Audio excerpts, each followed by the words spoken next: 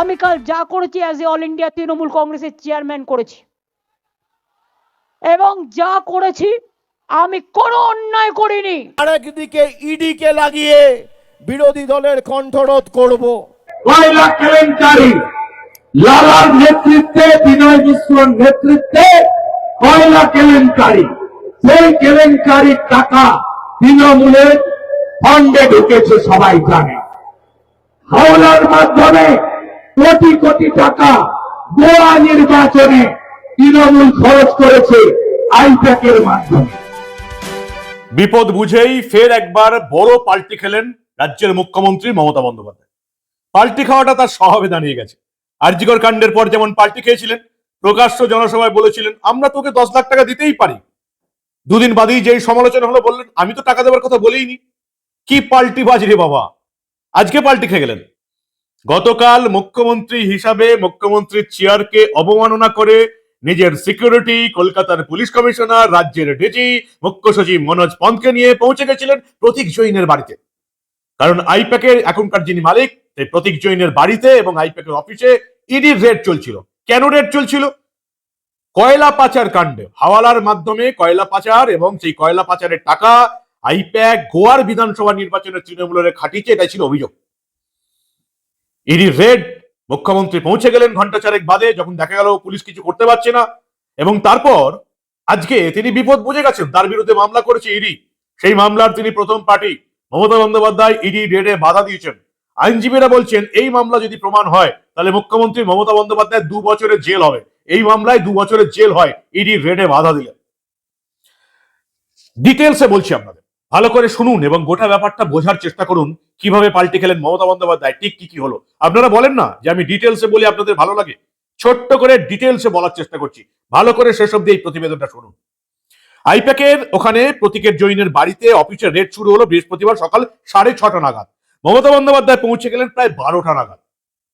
অর্থাৎ 6 ঘন্টা রেডের পর যখন প্রতীক জৈন বুঝে গেছেন যে আর কিছু হবে না, সবকিছু নিয়ে চলে যাবে, কলকাতা পুলিশকে দিয়েও কিছু হলো না, কলকাতার সিপি মনোজ পন্তকে পাঠিয়েও কিছু হলো না, তখন একেবারে মুখ্যমন্ত্রীকে ফোন করলেন প্রতীক জৈন, SOS ম্যাডাম আপনিই বাঁচাতে পারেন। মুখ্যমন্ত্রী নিজের সিকিউরিটি নিয়ে, মুখ্য সচিব নিয়ে ঢুকে পড়লেন।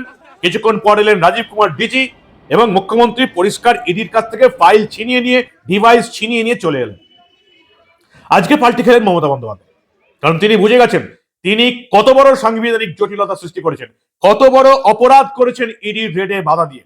আজকে তিনি বলছেন আমি মুখ্যমন্ত্রী হিসেবে নয়, আমি তৃণমূলের চেয়ারপারসন হিসেবে গেছিলাম। মিছিল হলো, টলিউডকে নিয়ে মিছিল হলো, সেই টলিউডকে দেখতে লোকেরা ভিড় করলো।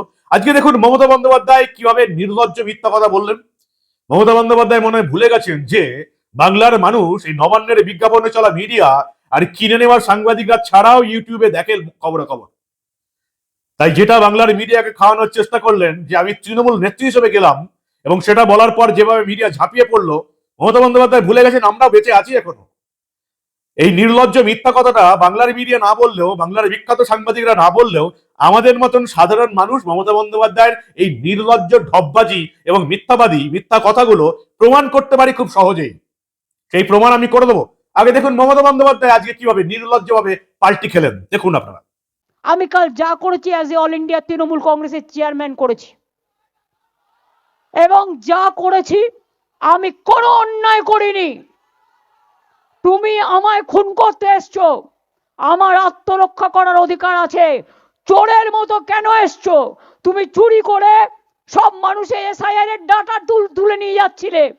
তুমি আমার BLA 1 এর ঠিকানা, BLA 2 ঠিকানা, সাধারণ মানুষের দরখাস্ত, তুমি সমস্ত ডেটা আমার অফিস থেকে চুরি করছিলে, যে অফিস আইপ্যাককে আমরা অথরাইজ করেছি। তোমরা তো 6টা থেকে ঢুকেছো, আমি তো গেছি 11:45-এ, 5.5 ঘন্টা সবই তো চুরি করেছো, বাকি কিছু রেখেছো? আমি খবরটা শুনেছিলাম, কিন্তু আমি ভাবলাম হয়তো কথাটা বলতে এসছে। তারপর আমি প্রতীককে ফোন করলাম, দেখলাম ফোনটা বেজে যাচ্ছে, ফোনটা ধরছে না। তখন আমার একটা সন্দেহ হলো, আরে পার্টি সব নিয়ে পালাচ্ছে না তো। মমতা বন্দ্যোপাধ্যায় বলছেন আমি মুখ্যমন্ত্রী হিসেবে নয়, তৃণমূলের চেয়ারপারসন হিসেবে। আজকে মমতা বন্দ্যোপাধ্যায় নির্লজ্জ মিথ্যা কথাটা বলতে পারছেন কারণ তিনি ফেঁসে গেছেন। 2 বছরের জেল হবে, এবং মুখ্যমন্ত্রী পদের যে অপব্যবহার করেছেন এটা অন্তত শিক্ষিত মানুষরা বুঝে গেছে। গ্রাম বাংলার মানুষরা কতটা বুঝতে পারবেন আমি জানি না। এবং তার চেয়েও বড় কথা, মমতা বন্দ্যোপাধ্যায় যে ফাইলগুলো প্রতীক জৈনের বাড়ি থেকে নিয়ে এলেন সেটা একেবারে উপরে লেখা ওয়েস্ট বেঙ্গল গভর্নমেন্টের ফাইল। মমতা বন্দ্যোপাধ্যায় বলছে মানুষের ফাইল, মমতা বন্দ্যোপাধ্যায় বলছেন এসআইআর এর ফাইল। মানুষের ফাইল প্রতীক জৈনের বাড়িতে কি করছিল ম্যাডাম? ওয়েস্ট বেঙ্গল গভর্নমেন্টের ফাইল প্রতীক জৈনের বাড়িতে কি করছিল? ওয়েস্ট বেঙ্গল গভর্নমেন্টের ফাইল তৃণমূলের নেত্রীর হাতে করে তার গাড়িতে চড়ে কোথায় গেল? কি লজ্জার কথা! রাজ্য সরকারের বিভিন্ন দপ্তরের ফাইল এখন মমতা বন্দ্যোপাধ্যায়ের হাত ধরে প্রতীক জৈনের বাড়িতে চান্স পাচ্ছে। এবং তৃণমূলের নেতা কর্মীরা যারা বিধানসভায় দাঁড়াবেন তাদের পক্ষেও খুব লজ্জার খবর, তৃণমূলের ক্যান্ডিডেট লিস্ট এখন প্রতীক জৈনের বাড়ি থেকে পাওয়া যাচ্ছে, তৃণমূলের পার্টি অফিসে পাওয়া যাচ্ছে না। আইপ্যাক ঠিক করে দেবে তৃণমূলে কে দাঁড়াবে। খুব লজ্জার কথা। যারা এতদিন ধরে রাজনীতি করলেন, বহুদিন ধরে রাজনীতি করলেন, সিপিএম এর বিরুদ্ধে লড়লেন, তাদেরকে এখন বিধায়ক পদে দাঁড়াতে হবে আইপ্যাকের অনুমতি নিয়ে। মমতা বন্দ্যোপাধ্যায় পাল্টে খেলেন, কারণ তিনি বুঝে গেছেন তার মিথ্যা ঢপবাজি ধরা পড়ে গেছে। বাংলার মিডিয়া না ধরলেও অনেক ইউটিউবার আছে যারা তার মিথ্যা কথা ধরে দেবে বাংলার মানুষের সামনে। মমতা বন্দ্যোপাধ্যায় আজকে মিছিল করলেন, আগের দিন ফাইল চুরি করে আজকে মিছিল করলেন। অবিশ্বাস্য ব্যাপার, বাংলার মানুষকে আর কতটা মূর্খ বানাবেন মমতা বন্দ্যোপাধ্যায়? নাকি তিনি ভেবে নিয়েছেন 1000 এবং 1200 টাকার ভাতা দিচ্ছি, 1 লাখ টাকার উপরে পুজোয় অনুদান দিচ্ছি, পুজো উদ্যোক্তারা কিছু বলবে না, বাংলার মহিলারা কিছু বলবে না, আর বাংলার মানুষকে ঢপবাজি দিয়ে মিথ্যা কথা বলে যাব। তিনি 8B থেকে হাজিরা অব্দি মিছিল করলেন। মিছিলে কারা ছিলেন? দেব, সোহম, এক গাদা টলিউডের অভিনেতা অভিনেত্রী, সিরিয়ালের অভিনেতা অভিনেত্রী, তাদেরকে দেখতে লোকে ভিড় জমানো। কি অবস্থা! মমতা বন্দ্যোপাধ্যায়ের পাশে এখন সেই বুদ্ধিজীবীরাও নেই যাদেরকে মমতা বন্দ্যোপাধ্যায় কিনে রেখেছেন, বিভিন্ন কমিটির মাথায় বসিয়ে রেখেছেন। বুদ্ধিজীবী যাদেরকে আমরা চটিচাটা বলি বা বুদ্ধিজীবীকে অপভ্রংশে বুদ্ধি অন্য কিছু বলা হয়, তারাও এই ঘটনায় লজ্জা পেয়ে গেছেন। ভাবুন, বাংলার বুদ্ধিজীবীরাও লজ্জা পেয়ে গেছে মমতা বন্দ্যোপাধ্যায়ের ফাইল চুরি থেকে। তাই আজকে টলিউডের অভিনেতা অভিনেত্রীদের নামাতে হয়েছে। মিছিল হলো এবং সেখানে দেখলাম দেব, সোহম এবং বাকিরা আছে। আমি অতটা সিরিয়াল বা সিনেমার অভিনেতা অভিনেত্রীদের অতটা চিনি না, বুদ্ধিজীবীরা কিন্তু ছিলেন না। অভিনেতা অভিনেত্রীদের নামিয়ে ভিড় বাড়াতে হলো মমতা বন্দ্যোপাধ্যায়কে। অবস্থা খুব বেগতিক। ফিরোজ হাকিম আর অরূপ বিশ্বাস, সবাই জানে অরূপ বিশ্বাসের ফোনে এই টলিউডের যারা সিরিয়ালের অভিনেতা অভিনেত্রী, সিনেমার অভিনেতা অভিনেত্রী, আজকে আসতেই হবে, না চাকরি চলে যাবে, এমনিতেই কাজ নেই। তারপর তৃণমূলের বিরোধিতা করলেই ঘ্যাচানপু। অরূপ বিশ্বাসের ফোনে মমতার মিছিলে না এলে আর চাকরি থাকবে না, সিনেমায় সিরিয়ালে অভিনয়ের পার্ট পাওয়া যাবে না, গোটা বাংলার মানুষ জেনে গেছে। তাই সিনেমার সিরিয়ালের অভিনেতা অভিনেত্রী দিয়ে আজকে মিছিল হলো। মমতা বন্দ্যোপাধ্যায় বললেন প্রতীক ফোন করেছিলেন তাই ছুটে গেলাম, আমরা জেনে গেছি। পুলিশকে ঢুকতে দেয়নি ইডি এবং তাদের আধিকারিকরা, সিআরপিএফ বাহিনী, কিন্তু রাজ্যের মুখ্যমন্ত্রীকে কি করে আটকাবে? সাংবিধানিক পদ হোল্ড করে আছেন, মুখ্যমন্ত্রীর চেয়ারের অপমান করে মুখ্যমন্ত্রীর চেয়ারকে দুর্নীতির কাজে লাগিয়ে মমতা বন্দ্যোপাধ্যায় ঢুকে গেলেন কয়লা পাচার কাণ্ডে আইপ্যাককে বাঁচাতে।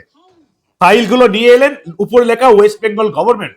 ওয়েস্ট বেঙ্গল গভর্নমেন্ট লেখা ফাইল তৃণমূল নেত্রীর হাতে কেন থাকবে? তৃণমূলের গাড়িতে কেন যাবে?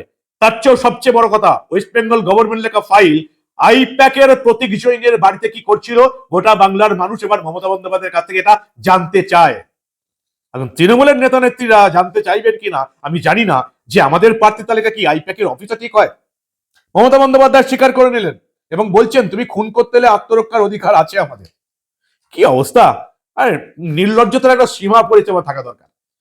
11:59, প্রায় 12টা থেকে 4:23, 4.5 ঘন্টা ইডির সঙ্গে লড়াই করলেন মমতা বন্দ্যোপাধ্যায়। তবে বিজেপির তরফ থেকে অবশ্য বলা হচ্ছে কোনো ফাইলে তিনি তেমন কিছু নিয়ে যেতে পারেননি, ইডি যা নেবার তা নিয়েই গেছে।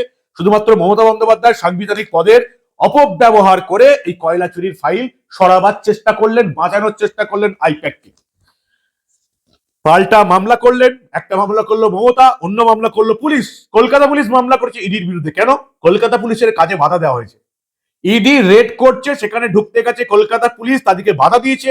কলকাতা পুলিশ মামলা করে দিল, আমাদের কাজে বাধা দেওয়া হয়েছে। অবিশ্বাস্য ব্যাপার। স্বরাষ্ট্রমন্ত্রককে ভাবতে বলবো কোন আইপিএসদের এখানে পাঠানো হয়। এই দলদাসগিরি এবং চটিচাটাগিরি কি আইপিএস এর ট্রেনিং এখন শেখানো হচ্ছে? এবং তার চেয়েও বড় কথা, এই আইপিএসরা যে সমস্ত ফাইলগুলো মমতা বন্দ্যোপাধ্যায়ের গাড়িতে তুলে দিলেন এবং অপরাধ করলেন, এতদিন এই সমস্ত আইপিএস অফিসাররা দলদাসগিরি এবং চটিচাট ছিলেন, খুব ভালো কথা। এবার তারা অপরাধের সঙ্গেও জড়িয়ে যাচ্ছেন। মমতার তৃণমূলকে বাঁচাতে তারা অপরাধ শুরু করেছেন। ওয়েস্ট বেঙ্গল গভর্নমেন্টের ফাইল প্রতীক জৈনের বাড়িতে কেন থাকলো, এটা আইপিএসদের প্রশ্ন করা দরকার ছিল। ওয়েস্ট বেঙ্গল গভর্নমেন্টের ফাইল তৃণমূল নেত্রী মমতা বন্দ্যোপাধ্যায়ের গাড়িতে কেন থাকবে, এটা নিয়েও আইপিএস দের প্রশ্ন করা দরকার ছিল। এই আইপিএস দের ভূমিকা এবার ভেবে দেখতে হবে। স্বরাষ্ট্রমন্ত্রী অমিত শাহের সঙ্গে এবার যদি আমার সামনে কোনোদিন দেখা হয়, অবশ্যই প্রশ্ন থাকবে এই আইপিএস দের ভূমিকা নিয়ে এবং স্বরাষ্ট্রমন্ত্রীর তরফ থেকে কি বলা হচ্ছে। অ্যাকচুয়ালি মমতা বন্দ্যোপাধ্যায় কাকে বাঁচাতে চাইলেন? কয়লাকাণ্ডে জড়িত ভাইপো বিনয় মিশ্র, যিনি পালিয়েছেন অন্য একটা দ্বীপে। এই কয়লা পাচার কাণ্ডের টাকা আইপ্যাকের হয়ে গোয়ার বিধানসভাতে খেটেছে 20-25 কোটি টাকা প্রায়। এবং মমতা বন্দ্যোপাধ্যায় কালকে কাকে বাঁচাতে চাইলেন তৃণমূলও জানে, বাংলার মানুষও কিন্তু চেলে গেল। এবং আজকে দেখলাম আমরা, এবং সেই সময় ইডি কে বিক্ষোভ হলো যখন ইডি এই আইপ্যাকের অফিস থেকে যখন বেরোচ্ছিল, এবং সেখানে ছিলেন সুজিত বসু, বিধাননগরের মেয়র কৃষ্ণ চক্রবর্তী, দমকল মন্ত্রী সুজিত বসু এবং সব্যসাচী দত্ত। এই তিনজনকেও এই মামলার পার্টনার করা উচিত ছিল। ইডির কাজে বাধা দেওয়ার জন্য সুজিত বসু, কৃষ্ণ চক্রবর্তী এবং সব্যসাচী দত্তকেও গ্রেপ্তার করা উচিত ছিল। যেভাবে চাকরিহারা শিক্ষক শিক্ষিকাদের পাঁজা করা করে তুলে, চ্যাংদলা করে তুলে মমতার পুলিশ গ্রেপ্তার করে নিয়ে যায়, ঠিক সেভাবেই ইডির কাজে বাধা দেওয়ার জন্য সুজিত বসু, কৃষ্ণ চক্রবর্তী, সব্যসাচী দত্তকেও গ্রেপ্তার করা উচিত ছিল। আজকে আমি প্রশ্ন করেছিলাম আইনজীবীদের যে মমতা বন্দ্যোপাধ্যায় এই যে ইডির রেডের মাঝখানে ফাইল, নথি, হার্ড ডিস্ক নিয়ে চলে এলেন, একটা ইডির কম্পিউটার, ল্যাপটপ নিয়ে চলে এসেছেন, মমতা বন্দ্যোপাধ্যায়কে গ্রেপ্তার করা উচিত ছিল। আইনজীবীরা বলছেন মমতা বন্দ্যোপাধ্যায়কেও গ্রেপ্তার করতে পারত ইডি। তিনি যদি তৃণমূল নেত্রী হিসাবে যেতেন, তাকে যে কোনো মুহূর্তে গ্রেপ্তার করা যেত। তিনি যদি মুখ্যমন্ত্রী হিসেবেও যেতেন, তাকেও গ্রেপ্তার করা যেত। কারণ সাংবিধানিক সুরক্ষা একমাত্র পান আমাদের দেশের রাষ্ট্রপতি এবং আমাদের রাজ্যের রাজ্যপাল, তাদেরকে গ্রেপ্তার করা যায় না। কিন্তু মুখ্যমন্ত্রী মমতাকে গ্রেপ্তার করা যেত। পরে স্বরাষ্ট্রমন্ত্রকে, স্পিকারকে বা রাজ্য সরকারকে যেখানে যেখানে জানাবার কথা সেখানে সেখানে জানালেও হতো।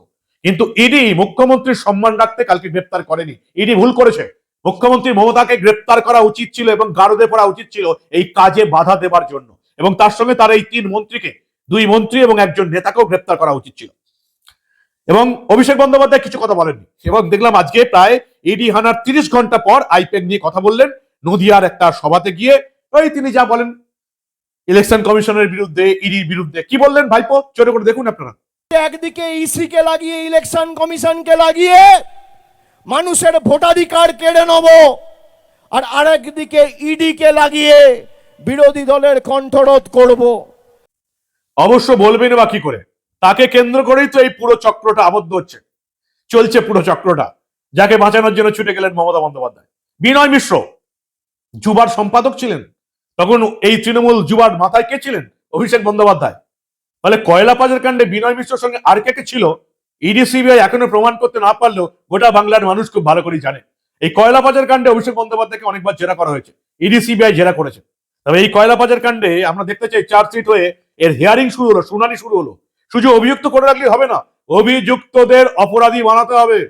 এবং ইডি সিবিআই কে এই কাজটাই করতে হবে, যে প্রশ্নটা আমি স্বরাষ্ট্রমন্ত্রী অমিত শাহকে সরাসরি করেছিলাম। এদিকে শুধু মমতা বন্দ্যোপাধ্যায় নয়, আজকে হাইকোর্টে বিচারপতি শুভ্রা ঘোষের এজলাসে একটা নজিরবিহীন দৃষ্টান্ত দেখলো পশ্চিমবঙ্গের মানুষ। হাইকোর্টের কাজ বন্ধ হয়ে গেল তৃণমূলের আইনজীবীদের চেঁচামেচি, চিৎকারে। চন্দ্রিমা ভট্টাচার্য পৌঁছে গেলেন, তৃণমূলের অন্যান্য আইনজীবীরা পৌঁছে গেলেন, নেতারা পৌঁছে গেলেন। বিচারপতি শুভ্রা ঘোষ বারবার বললেন এই মামলার সঙ্গে সংক্রান্ত যারা আইনজীবী আছেন তারাই থাকুন, বাকিরা বেরিয়ে যান। কেউ বেরিয়ে গেল না। কলকাতা হাইকোর্টে বিচারপতির এজলাসে বিচার বন্ধ করে দিল তৃণমূলী আইনজীবীরা এবং তৃণমূলী নেতারা। অবিশ্বাস্য ব্যাপার। সংবিধান, আইন, কানুন সবকিছু লাটে তুলে দিয়েছেন মমতা বন্দ্যোপাধ্যায়। কতদিন আপনারা সহ্য করবেন? এই বাংলার মানুষ কতদিন তাকিয়ে তাকিয়ে দেখবে? এটাই এখন সবচেয়ে দেখার বিষয়। এত কিছু বলার পর, দেখানোর পরেও যদি এই বাংলার ভোটারদের ঘুম না ভাঙে, তাহলে অত্যন্ত বিপদের মধ্যে আপনারা পড়ে আছেন। দুয়ারে বিপদ, খুব সাবধান থাকুন। আজকে ভারপ্রাপ্ত প্রধান বিচারপতি কলকাতা হাইকোর্ট সুজয় পালের কাছে ইডি গেছিল যে এই মামলার জরুরিকালীন ভিত্তিতে শুনানি করুন এবং বিচারপতি চেঞ্জ করে দিন, কিন্তু বিচারপতি সুজয় পাল ইডির এই আবেদন মঞ্জুর করেননি। ফলে আগামী 14ই জানুয়ারি এই মামলার শুনানি হবে, ওই বিচারপতি শুভ্রা ঘোষের এজলাসই হবে। মনে হয় না সুপ্রিম কোর্টে ছাড়া এই রাজ্যে কলকাতা হাইকোর্টে এই ঘটনার কোনো বিচার হবে। মমতা বন্দ্যোপাধ্যায় আজকে আবার হুমকি দিলেন, সব পেন ড্রাইভ আমার কাছে আছে। তিনি বলছেন এই যে কয়লার টাকা অমিত শাহের কাছেও গেছে, বিজেপি নেতা জগন্নাথ চট্টোপাধ্যায়, শুভেন্দু অধিকারীর হাত ধরে কয়লার টাকা গেছে। আরে তাদের হাত ধরে যদি কয়লার টাকা যেত, তাহলে তারা তো আগে ছুটে যেত প্রতীক জৈনের অফিসে কয়লা পাচার চক্রান্ত এই তদন্ত আটকাতে। কিন্তু তারা তো ছুটে দেয়নি, আপনিই তো ছুটে গেছেন কয়লা পাচারের তদন্ত আটকাতে। তাহলে কয়লা পাচারের সঙ্গে আদতে জড়িত যা কারা, আপনি কাদের আড়াল করার চেষ্টা করছেন, এটা সবাই বুঝে গেছে। কিন্তু আপনি কিভাবে লোক হাসালেন আপনারা সেটাও দেখুন। বলছে কয়লার টাকা কে খায়? অমিত শাহ খায়, হোম মিনিস্টার। কি করে খায়? গদ্দারের থ্রুতে টাকা যায়। গদ্দার অ্যাডপ্টেড সন হয়ে গেছে, গদ্দারের থ্রুতে টাকা দেয়। সাথে আছে এক জগন্নাথ, জগন্নাথ ধামের জগন্নাথ নয়, পুরীর জগন্নাথ নয়, বড় ডাকাত জগন্নাথ বিজেপির। জগন্নাথের থ্রুতে টাকা যায় শুভেন্দু অধিকারীর কাছে, আর শুভেন্দু অধিকারীর থ্রুতে টাকা যায় অমিত শাহর কাছে। শুনুন, আপনাদের ভাগ্য ভালো এখনো যে আমি চেয়ারে আছি বলে না ওই পেন ড্রাইভ গুলো বাইরে বের করে দিই না। বেশি লাগালে কিন্তু বলে দিচ্ছি আমার কাছে সব পেন ড্রাইভ করা আছে, আমি কিন্তু ভান্ডা ফাঁস করে দেবো। শুভেন্দু অধিকারী পাল্টা দিয়েছেন, একেবারে খোলাসা করে দিচ্ছেন ঠিক কি হয়েছে। বাংলার মানুষের কাছে পরিষ্কার, এই কয়লা পাচার তদন্তে ঠিক কি হয়েছে যেটা বললেন রাজ্যের বিরোধী দলনেতা শুভেন্দু অধিকারী। দেখুন আপনারা। যে অনেক চুরি দেখলাম, বারাসাতে মরে যাওয়া লোকের মর্গে চোখ চুরি দেখলাম, আর কালকে দেখলাম ফাইল চুরি, কালকে দেখলাম ফাইল চুরি, কালকে দেখলাম ফাইল চুরি। এই আইপ্যাক হলো একটি কর্পোরেট সংস্থা। তাদের বিরুদ্ধে অভিযোগ কি 2022 সালে কয়লা কেলেঙ্কারি, লালার নেতৃত্বে, বিনয় মিশ্রর নেতৃত্বে কয়লা কেলেঙ্কারি, সেই কেলেঙ্কারির টাকা তৃণমূলের ফান্ডে ঢুকেছে সবাই জানে। হাওলার মাধ্যমে কোটি কোটি টাকা গোয়া নির্বাচনে তৃণমূল খরচ করেছে আইপ্যাকের মাধ্যমে। দিল্লিতে কেস রেজিস্টার হয়েছে, আইপ্যাকের কাছে তদন্তের জন্য ইডি রেড করেছে। মমতা ব্যানার্জির কি স্বার্থ আছে? একটা জিনিস হয়েছে এর মধ্যে, যেটা এই বাংলার মানুষের প্রশ্ন ছিল, বিজেপির কিছু কর্মী সমর্থকদের প্রশ্ন ছিল, তৃণমূল সিপিএম যেটা রটাতো সেটিং সেটা একেবারে গঙ্গার জলে বিসর্জন দিয়ে দিয়েছে এবার কেন্দ্রীয় সরকার। কেন্দ্রীয় সরকার এবার বোঝাতে পেরেছে যে আর কোন রকমের তৃণমূলের সঙ্গে আপোষ নয়। এবার বাংলার ভোটটাকে একেবারে পাখির চোখ করে যাবে কেন্দ্রীয় সরকার। আমরা দেখলাম শুধুমাত্র শুভেন্দু অধিকারী, সুকান্ত মজুমদার, শ্রমিক ভট্টাচার্যরা নন, মুখ খুলেছেন কেন্দ্রীয় নেতা রবিশঙ্কর প্রসাদ। তিনি আজকে সাংবাদিক সম্মেলন করলেন এবং পরিষ্কার বললেন মমতা বন্দ্যোপাধ্যায় গণতন্ত্রকে লজ্জায় ফেলেছেন। এত ভয় কিসের? তিনি বলছেন লালু প্রসাদ বাড়িতেও সিবিআই ইডি রেড হয়েছে, তিনিও জেলে গেছেন, কিন্তু এভাবে কেউ ইডি সিবিআই তদন্তে বাধা দেয়নি। মুখ্যমন্ত্রীর চেয়ারকে অবমাননা করে, অসম্মান করে, অপমান করে যেটা রাজ্যের মুখ্যমন্ত্রী মমতা বন্দ্যোপাধ্যায় দেখালেন। কেন্দ্র কিন্তু এবার আপার হ্যান্ড নিচ্ছে, এই মামলা সুপ্রিম কোর্টে যাবে। মমতা বন্দ্যোপাধ্যায়ের জেল হবে ইডির কাজে বাধা দেবার জন্য। তিনি মুখ্যমন্ত্রী হিসাবেই যান ইডির কাজে বাধা দিতে, বা তৃণমূল নেত্রী হিসেবেই যান, অপরাধ কিছু কমবে না। আমরা দেখতে চাই ইডির কাজে বাধা দেবার জন্য মমতা বন্দ্যোপাধ্যায় জেলে যাচ্ছেন, এটা আমরা দেখতে চাই। আর কয়লা পাচার কাণ্ডে বিনয় মিশ্রকে কবে এই দেশে ফিরিয়ে আনা হয়, কয়লা পাচার কাণ্ডে কবে সেই বিখ্যাত ভাইপো জেলে যায়, সেটা দেখার জন্য আমরা দাঁড়িয়ে আছি। কি বলেন আপনারা? মমতা বন্দ্যোপাধ্যায় রাজ্যের মুখ্যমন্ত্রীর চেয়ারকে অবমাননা করে মুখ্যমন্ত্রীর চেয়ারকে কাজে লাগিয়ে ভাইপোকে, আইপ্যাককে, প্রতীক জৈনকে এবং নিজের দলকে বাঁচানোর চেষ্টা করলেন। ফলে মুখ্যমন্ত্রী মমতা বন্দ্যোপাধ্যায়ের কাছ থেকে এই মুখ্যমন্ত্রীর চেয়ারটা কেড়ে নেবার সময় এসছে বাংলার মানুষের কাছে, বাংলার ভোটারের কাছে। এটা আমার আবেদন থাকবে, সবকিছু দেখুন আপনারা, দেখাশোনার পরে সিদ্ধান্ত নিন। এত কিছু কাণ্ডের পরেও কোনো শিক্ষিত, সভ্য, রুচিশীল মানুষ এই নোংরা তৃণমূল দলটাকে ভোট দিতে পারে না। মুখ্যমন্ত্রীর এই নির্লজ্জতা, এই নোংরামি দেখার পরেও এই বাংলার মানুষ, যদি তার গায়ে মানুষের চামড়া থাকে, তৃণমূলকে ভোট দিতে পারে না। এরপরেও যারা 2026 নির্বাচনে তৃণমূলকে ভোট দেবে, এত কিছু দেখার, জানার, শেখার পরেও পাপের ফল তাদেরকে এই জন্মেই শোধ করে যেতে হবে। তৃণমূলের পাপের ফল তাদেরকেও শোধ করে যেতে হবে যারা 2026 বিধানসভা নির্বাচনে তৃণমূলকে ভোট দেবে। পরিবর্তন চাই, না হলে বাঁচার রাস্তা নেই। না হলে এইরকম প্রতিদিন আমাদেরকে লজ্জার মধ্যে পড়তে হবে, প্রত্যেক দিন। কি বলেন আপনারা? আপনাদের মূল্যবান এবং গুরুত্বপূর্ণ মতামত জানান দা নিউজ বাংলার কমেন্ট সেকশনে। দেখতে থাকুন দা নিউজ বাংলা। আমরা আবার রাজ্যে ঘটে যাওয়া এই ধরনের অনেক ঘটনায় চেপে রাখতে দেব না।